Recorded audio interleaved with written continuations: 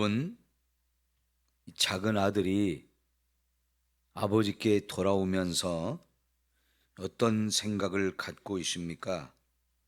18절에 보니까 내가 일어나 아버지께 가서 아버지 이르기를 아버지 내가 하늘과 아버지께 죄를 지었사오니 지금부터는 아버지의 아들이라 일컬음을 감당하지 못하겠나이다. 나를 품꾼의 하나로 보소서. 이런 마음을 갖지 않습니까? 자신이 하나님과 아버지께 죄를 진 너무나 큰 죄인이라는 것을 그대로 절실하게 깨닫고 있는 거지요.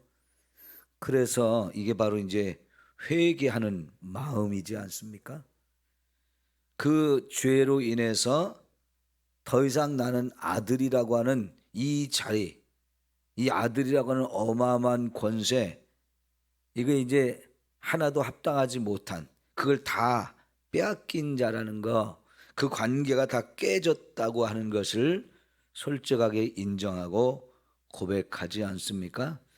우리가 하나님을 믿으면서 내가 우리 하나님 앞에 얼마나 큰 죄인인가 하는 것을 깨닫고 그걸 철저하게 회개하는 이것이 우리에게 꼭 필요합니다.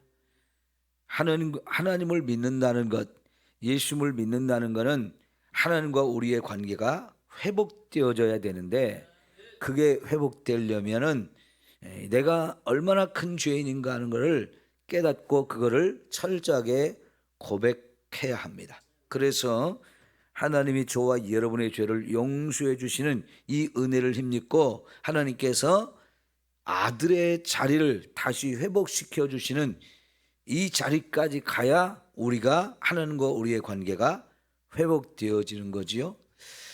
이런 아들이 돌아왔을 때 아버지는 어떻게 하십니까? 이 아들의 죄에 대해서 하나도 묻지도 않고 따지지 않고 다 덮어주고 끌어안죠. 이게 아버지의 이 아들의 죄를 전혀 문제 삼지 않는, 그걸 다 덮어주고 용서해 주시는 하나님의 무한한 사랑을 우리에게 보여주고 있는 거지요.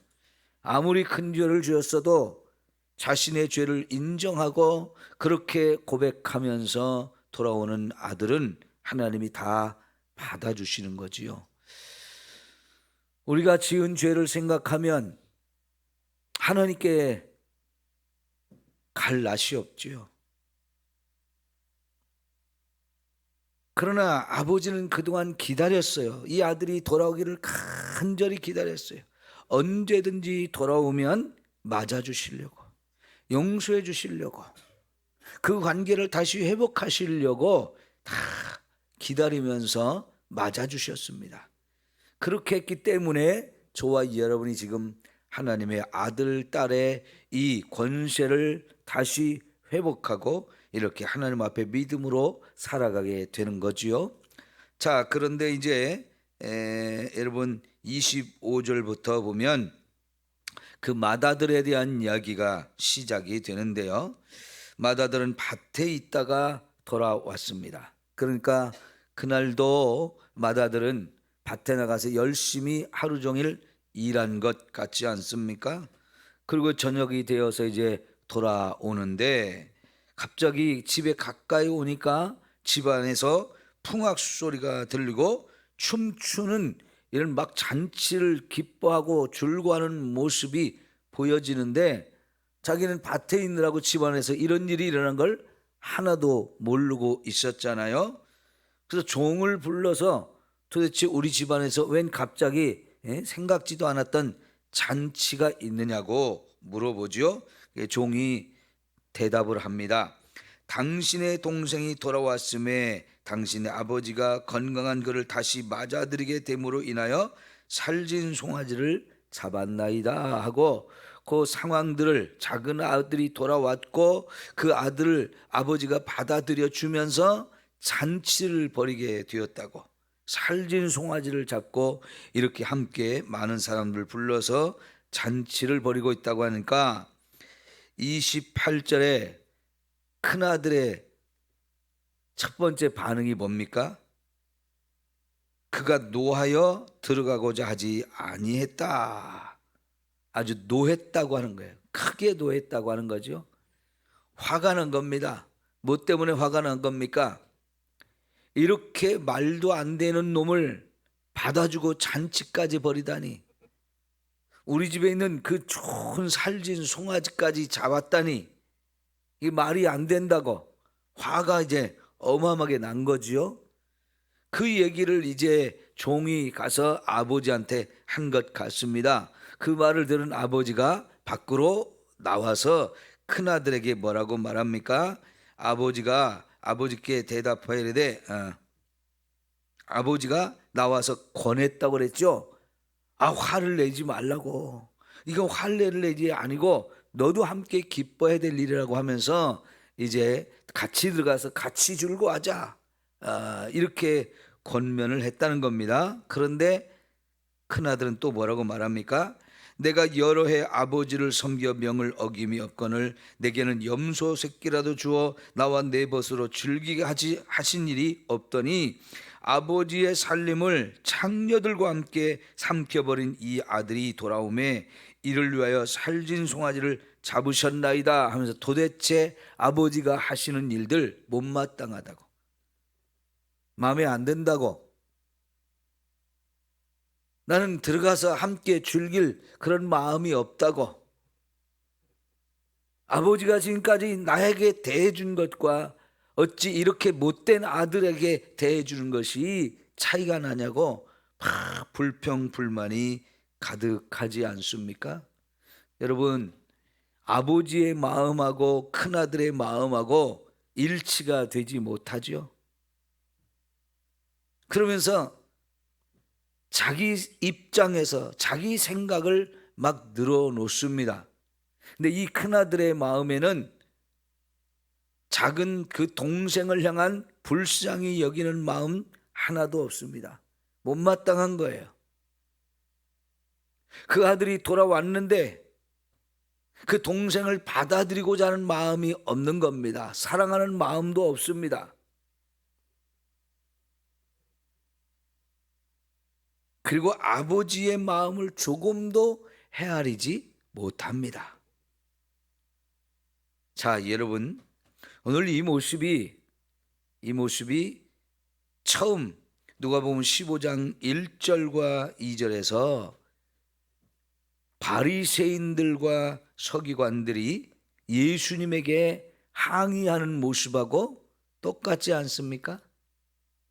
죄인들이 예수님의 말씀을 들으러 오고 세리들이 예수님의 말씀을 들으러 올 때 그들을 다 맞아주고 그들과 함께 또 음식까지 같이 잡수시는 이 예수님의 모습을 보면서 바리새인과 서기관들이 예수님을 비난하고 욕하고 이렇게 막 항의하는 모습, 그 모습하고 지금 큰아들의 모습하고 너무나 똑 닮았죠.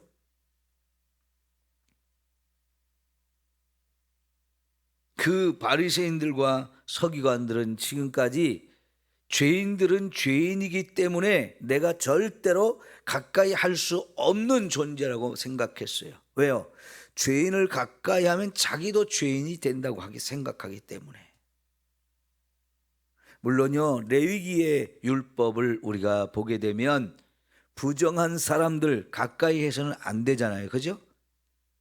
부정한 음식을 먹은 사람, 몸이 어떤 질병이 생겨서 유출병이 있는 사람, 문둥병 들은 사람, 뭐 이런 식으로 부정한 사람들은 가까이 하면 안 되는데 그 부정한 사람 중에 대표가 죄인이잖아요.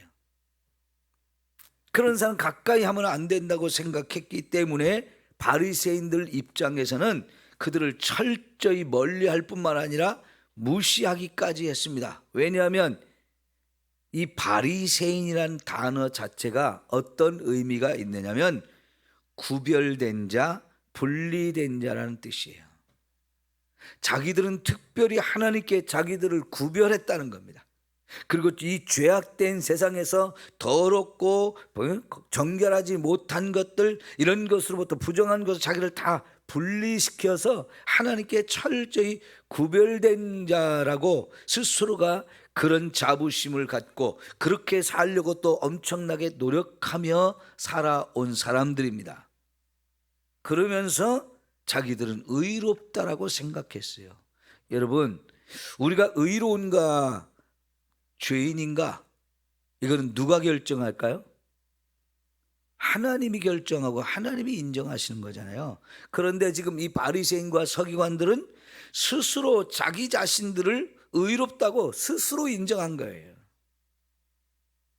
근데 지금까지 이 누가복음을 살펴보는 가운데 예수님께서 이 바리새인과 서기관들에 대해서 의롭다라고 인정한 적이 한 번이나 있습니까? 없습니까? 한 번도 예수님은 이 바리새인과 서기관들 의롭다고 인정하지 않았습니다. 오히려 예수께서는 그들이 더 큰 죄인이라고 말씀을 하셔요. 여러분, 지금도 유대인들이 하나님 말씀대로 살려고 얼마나 노력하는지 모릅니다. 예수님 당시의 바리새인과 서기관들은 지금의 사람들, 유대인들이 생각해서 말씀대로 살려고 하는 것과는 비교가 안 될 정도로 더 철저하게 노력하던 사람들이었어요. 그러니까 예수님과 제자들이 안식일의 법을 조금이라도 어기는 부분이 나오면 바로 예수님에게 항의하고, 예수님의 제자들이 그런 자기들의 규정을 어겼다고 막 따지고 묻지 않습니까? 자기들은 그런 규정까지도 다 철저하게 지켜왔기 때문에 그래요.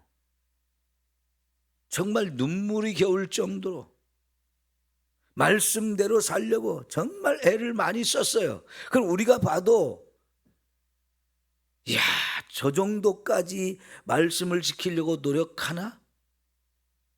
보면 너무너무 우리가 놀랄 정도로, 우리 예수 믿는 저와 여러분이 부끄러움을 당할 정도로 그들은 철저하게 말씀을 지키려고 노력을 해요. 그럼 누가 봐도 야, 대단하다, 정말 대단하다, 이런 생각이 들어요.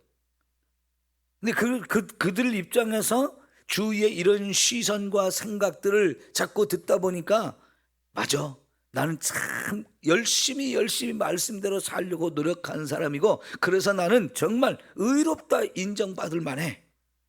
그러면서 스스로가 자기 자신들을 의롭다고 인정을 한 거죠. 그런데 놀랍게도 예수님은 그들이 전혀 의롭다고 생각하지 않으셨어요. 오히려 가증스러운 놈들이다. 아주 겉모습은 정말로 그렇게 의로운 채 하지만 그 속은 완전히 더럽게, 너무나 더러워서 위선자다, 이런 말씀을 하시거든요. 오늘 이 말씀을 통해서 바리새인들의 가식과 위선적인 부분들이 너무나 명백하게 드러나잖아요. 죄인이 죄인인 건 맞습니다. 누가 봐도 저 사람 죄인이야, 판단이 됩니다. 근데 그 죄인이라고 하면서 손가락질하고 멀리하고 무시하고 그런 마음은 있는데, 그들을 불쌍히 여기는 마음 하나도 없잖아요. 그들을 어떻게든지 하나님께 돌아오게 만들고자 하는 그런 마음이 전혀 없습니다. 여러분, 이게 바리새인들의 모습이에요. 그런데 하나님께서 우리에게 주신 율법의 핵심은 뭡니까? 하나님을 사랑하고 내 이웃을 사랑하는 거지요. 근데 지금 이 바리새인들의 마음에는 이 세리나 죄인들이 이웃이라고 전혀 생각하지 않는 거지요.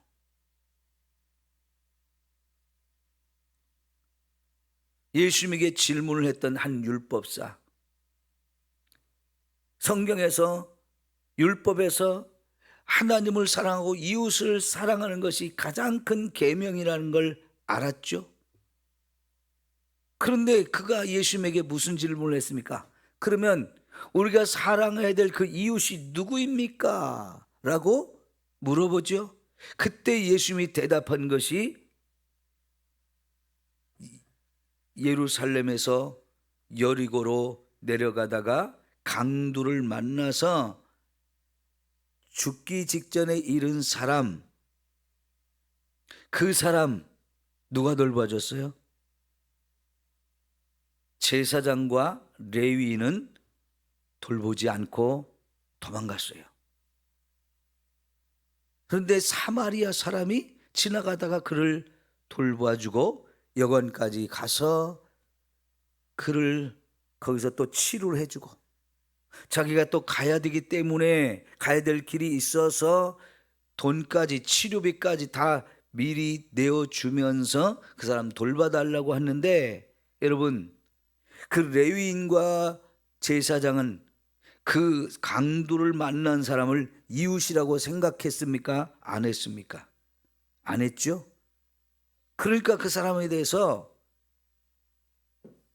돌봐주지 못하는 거예요. 율법적으로 보면 강도 만나서 피를 흘리고 있는 사람은 피를 흘리니까 부정한 사람이죠. 부정한 사람이지만 그는 지금 돌봐주지 않으면 죽을 사람이에요. 그러니까 이 부정한 것을 뛰어넘어서 돌봐주고 빨리 치료를 해주고 그래야만 살 수 있는 건데, 그런 역할을 전혀 하지 않지 않습니까? 이게 이율배반적인 거고, 율법을 자기는 지키려고, 자기는 거룩함을 유지하려고 하는 이 마음은 있는데, 그걸 넘어서서 사랑이라고 하는 것은 하나도 없는 거잖아요. 이게 바리새인들의 본 모습이었던 거죠. 그러니 지금 이 나갔다가 배가 고파 죽기 직전에 돌아온 이 아들이 불쌍히 여기는 마음 하나도 없는 거예요. 그를 사랑하고자 하는 마음이 하나도 없는 거예요. 오히려 그런 자를 받아주는 아버지가 못마땅하고 화가 나서 막 화를 표출하고 있는, 분노하고 있는 그런 모습이지 않습니까? 아버지는 이 큰아들의 마음과는 전혀 다르지 않습니까? 그 아들이 돌아온 것 그 자체만으로도 너무 감사하고 너무 좋아서 그 죄를 다 용서하고 그 아들을 위해서 살진 송아지를 잡고 이웃을 불러서 잔치를 벌일 뿐만 아니라 새 옷도 입혀줬습니다. 가락지도 끼워줬습니다. 새 신도 신겨주었습니다. 아들의 그 권위를 다시 회복시켜 주는 거지요. 이런 아버지의 마음, 큰아들과는 전혀 다른 마음이지 않습니까? 정말 그 영혼을 불쌍히 여기고 사랑하는 마음이 가득한 거예요. 여러분, 오늘날 교회 안에도 이 큰아들과 같은 마음과 생각을 가진 사람들이 얼마나 많을까요? 혹이라도 저와 여러분, 이 자리에 있는 저와 여러분 가운데 이 큰아들과 같은 마음을 가진 사람은 한 사람도 없기를 바랍니다. 아버지의 마음을 가져야 돼요. 이 아버지의 마음이 있어야 죄인이 돌아와도 정말 잘했다고 기뻐하면서 받아줄 수 있는 마음이 있는 거예요. 아, 저 골치 아픈 사람 왔네. 저 사고 뭉치 왔네. 저 사람 때문에 불편할 텐데. 여러분, 제가 전에 있던 교회에서 진짜 온 동네 돌아다니면서 교회란 교회는 다 찾아가가지고 목사님들하고 싸우고 성도들하고 싸우고, 그래서 자꾸 경찰을 불러서 그 사람 잡아가게 만들고 하는 주정뱅이가 한 사람이 있었어요. 안 가본 교회가 없대요. 근데 모든 교회 목사님들이 안 받아주는 거예요. 근데 제가 그 사람을 받아줬어요. 술 먹어도 괜찮다고, 취했어도 교회 오라고, 술 사달라면 술 사주고 담배 사달라면 담배 사주면서 그래도 오라고. 그랬더니 진짜요, 그렇게 매일 술을 먹고 그렇게 완전히 여름 같은 때는요, 짧은 반바지 하나 입고 러닝셔츠, 그게 한여름 내내 입고 다니는 옷이에요. 집도 있고요, 땅도 있고요, 잘 사는 집인데 알코올 중독자가 되었으니까 그냥 하루 종일 그렇게 술 먹고 여기저기 누웠다가 그런 몸으로 저녁 때는 또 집에 갔다가 희한하게 또 아침에는 일찍 일어나요. 그 사람이 전에는 깡패로 살았대요. 영등포에서 그렇게 주먹을 날리면서 살았다고 그러는데 힘이 얼마나 좋은지. 몸도 참 좋습니다. 씨름 선수였고요. 레슬링 선수인가 했고. 그래가지고 몸도 참 좋은데요. 아침에 술을 그렇게 취했어도 아침에 일찍 일어나가지고 술도 안 깼는데 교회를 와요. 반바지에 하얀 러닝샷을 입었는데 오래 입었으니까 꼬질꼬질 하잖아요. 누렇게 됐잖아요. 씻지도 않고 옵니다. 예배 시간에 왔어요. 여러분, 예배 시간에 우리 성도들은 어떻게 오겠습니까? 제일 이쁜 옷으로 꽃단장하고 다 이렇게 왔거든요. 그런데 이 사람이 와가지고요, 꼭 어디 가서 앉느냐면 옷 잘 입고 이쁘게 생긴 집사님들 옆에 가서 앉아요. 그것도 꼭 여자 집사님이 옆에 가세요. 여러분, 그러면 여러분 입장에서 어떻겠어요? 냄새가 얼마나 납니까? 한여름에 술 냄새, 땀 냄새, 꼬질꼬질한 모습. 그런 사람이 꼭 옆에 와서 우리 마집사님 옆에 딱 앉는다. 그러면 얼굴 찡그리지 않을 사람 없지요. 좀 자리를 피하고 싶고 그 사람이 딴 데 가서 앉았으면 좋겠는데 왜 내 옆에 와서 앉는지 참 불쾌하죠. 마음에 안 들죠. 근데 제가 우리 성도님한테 그래도 사랑해 주시고 그래도 받아주시라고 자꾸 이렇게 하니까요, 우리 권사님 집사님들이 얼굴 붉히지 아니하고 예배 마칠 때까지 같이 앉아서 예배 드리고 그런 모습들이 너무나 아름다웠어요. 그 사람이 저한테 그래요. 목사님들 다 나쁜 놈들이라고. 자기가 잘못했으니까 목사님들이 경찰을 부르는 거지요. 근데 자기한테 그렇게 했다고 목사님들 나쁜 놈이라고 막 이래요. 근데 목사님만 저를 받아줬다고 고맙다고 그러거든요. 여러분, 목사님들도 처음부터는 그러지는 않았을 거예요. 그런데 아무리 그렇게 해도 또 술 먹고 가서 그냥 말도 안 되는 소리 했쌓고, 술 먹은 사람도 한번 말하기 시작하면 끝이 없잖아요.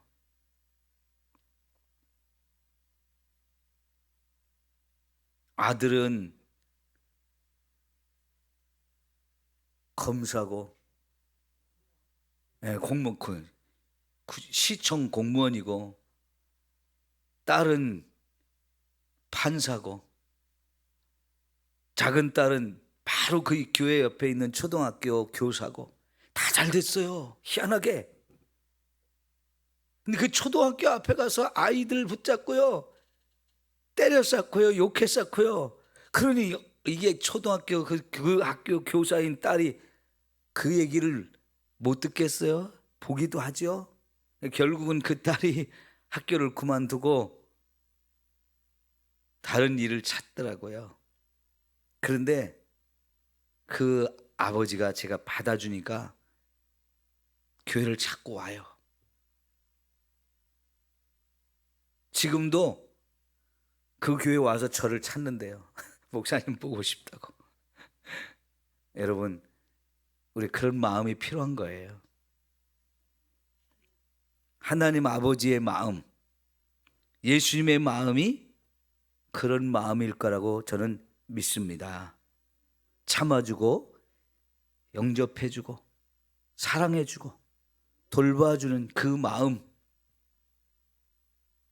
그러니까요, 그 사람이 자기 논이 큰 논이 있거든요. 그 논을 자기가 알코올 중독이니까 농사를 못 지어요. 풀밭으로 있어요.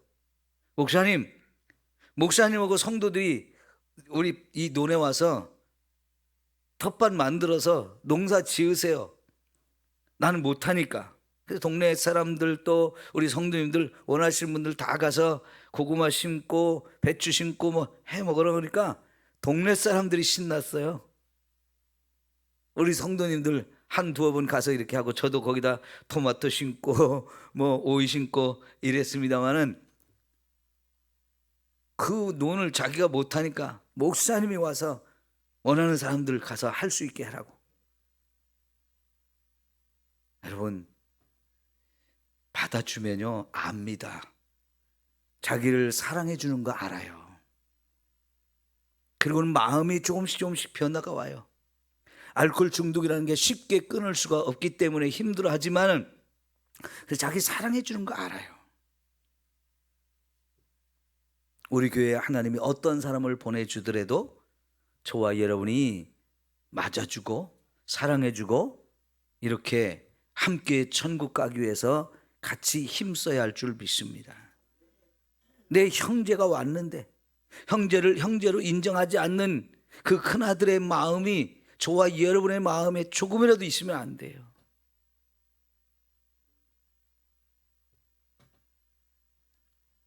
예수님의 마음, 하나님의 마음이 우리 마음과 일치하기를 축원합니다. 기도합니다.